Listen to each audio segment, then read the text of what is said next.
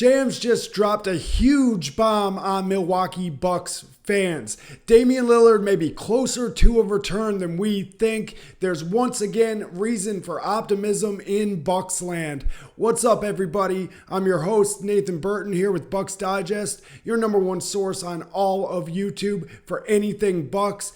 Thank you for being here with me today. I'm going to get right into it. So Damian Lillard's injury, we heard as soon as it was reported that the Bucks organization was optimistic about a return for Damian Lillard either before or into the first round of the playoffs. Now, myself and most Bucks fans kind of brushed this off as wishful thinking. We've seen these type of injuries take players out for 6 months, a full year, a full season.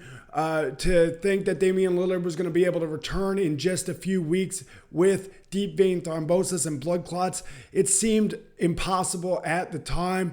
But a new report has emerged from none other than Shams. We know he only reports accurate information. I'm going to dive into what he said about a possible Damian Lillard return and get into what the rest of the playoff outlook looks like for the Milwaukee Bucks. Before I do that, though, I'm just going to ask everyone to please hit that subscribe button. We're chasing down 3,000 subscribers still on the channel. You guys have been hitting that subscribe button. Please keep doing so.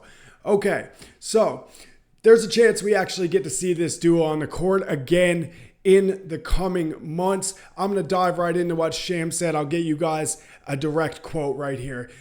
Shams was on the Pat McAfee show and said, "My understanding is doctors are encouraged by where it's at. They see the blood clot is decreasing and Damian is already doing light workouts." He also went on to say he's hopeful to get cleared in the next week to week and a half to go full contact and resume playing in games for the Bucks.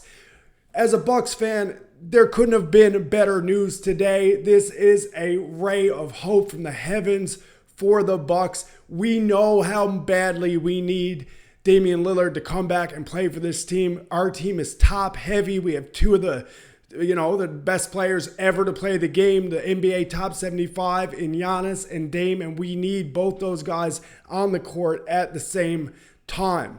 So, just to illustrate it, I'm going to bring this up for you guys. I found a study that Andy Bailey pulled on Twitter. It used 8 different categories to rank all 355 NBA players that had played more than 500 minutes from based on how valuable they are to the team. And you can see what I'm talking about here, how top heavy our team is with Giannis and Dame at 3 and 17. I mean, and then it drops off a lot. We get Brook Lopez just outside the top 100, Bobby Portis 135, and then we see another significant drop off into the bench. To illustrate kind of how they match up here with some of the other top teams in the league, I mean, the Denver Nuggets have 6 players in the top 200. The Oklahoma City Thunder have 10 players in the top 200. So this is not anything we didn't already know, right? Giannis and Dame are so valuable to this team. We need both those guys on the court, and there's at least some reason for optimism to see these guys come back soon. One thing I also noticed on here is exactly how low Kyle Kuzma is in the basement at 319. I mean, we know Kyle Kuzma needs to be better, but this was kind of eye-opening for me to see where he ranked within the NBA as a whole. Kind of hurts my soul to see him that low. He has so much potential. He just has to learn to take better shots. But let's keep going. Let's move on to the positives here. So last night, Milwaukee played the Phoenix Suns. It was Mike Budenholzer's return to Milwaukee for the first time. It was an electric atmosphere. Milwaukee came through with a huge win, 133-123. They needed this game. They were on a 4-game skid, fell to 6th in the East. And again, like morale must have been at an all-time low. They needed this, and they did it in large fashion. Giannis had 37 points, 11 assists, 5 rebounds. He played great. He shot another very efficient game. In fact, The entire team did. I mean, look at this right here. The Bucks shot a franchise record 69% from the field. This is the highest field goal percentage for a team since the 98-99 season. That's crazy. When they really needed a win, they went out and got one. So, what does this mean, right? We got the playoffs coming up. We got, if you look at the probabilities right now, it's about 50-50 if we're going to play the Pacers or the Knicks. But the big win last night sealed the fact that we will not drop into the play-in tournament. Probability calculators have it at less than 1% that we will fall into one of those positions. So that is huge. I mean, that means that if Dame does need time, he doesn't have to be rushed back. I mean, we're not fighting to stay out of the play-in. We're just kind of jostling for a position, and it looks like a playoff matchup against one of these two teams is already set.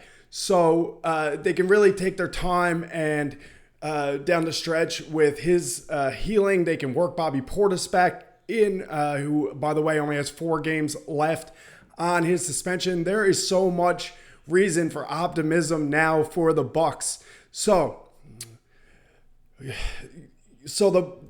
let's talk about Ryan Rollins for a second too.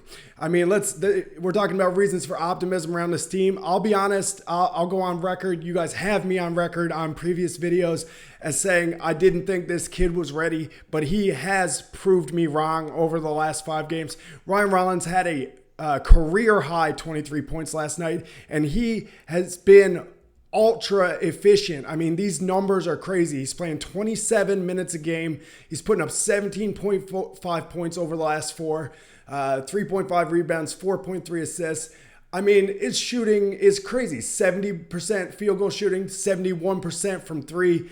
These numbers, of course, are unsustainable. This is the NBA, but this kid, when the team needed him, has really stepped up. If he keeps playing like this down the stretch, then he was going to earn the trust of the coaching staff and the fans, and he will be in the rotation come playoff time. So it's nice to see. I'm sorry, Ryan Rollins, for doubting you. You're playing absolutely great. I just want to bring up a quote here from Giannis Antetokounmpo.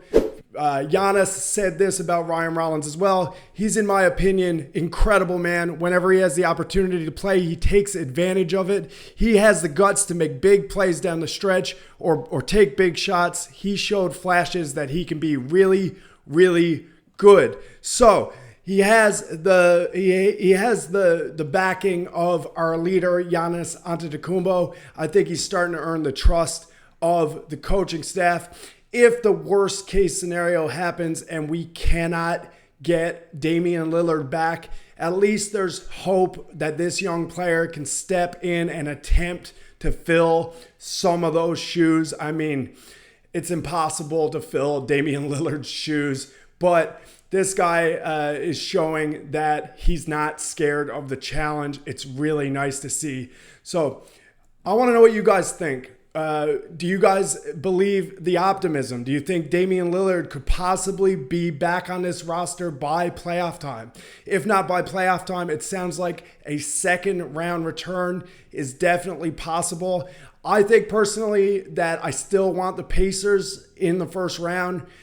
We've played much better against the Pacers than the Knicks this season in general, although the Knicks have struggled down the stretch here. I still think we match up better with the Pacers. We can get through them even without Dame, but down the stretch of the second and third rounds of the playoffs, I think we are going to need Damian Lillard to return. But I want to know what you guys think. Who would you rather play in the playoffs? Do you believe the optimism around Damian Lillard's return?